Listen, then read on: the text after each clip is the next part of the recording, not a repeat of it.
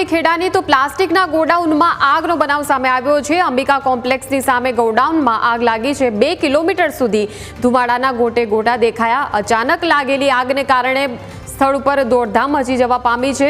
Police તાત્કાલિક સ્થળ પર પહોંચી હતી અને કામગીરી હાથ ધરવામાં આવી હતી।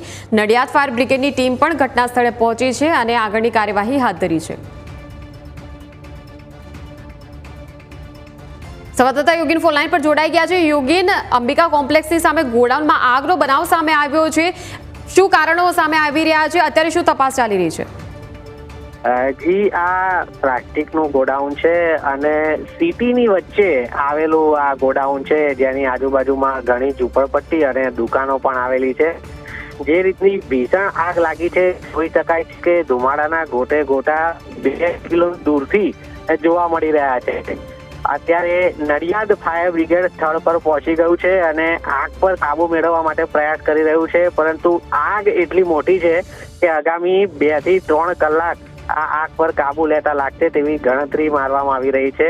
સ્થાનિક પોલીસ તંત્ર પણ સ્થળ પર પહોંચી ગયું છે અને કોઈ વ્યક્તિઓ નજીક ન જાય એ કાળજી અત્યારે રાખવામાં આવી રહી છે। ભર બજારમાં આટલું મોટું ગોડાઉન આવેલું છે અને તેમાં આગ લાગતા અત્યારે ખેડા પંથકમાં લોકોના ટોળે ટોળા ભેગા થઈ ગયા છે।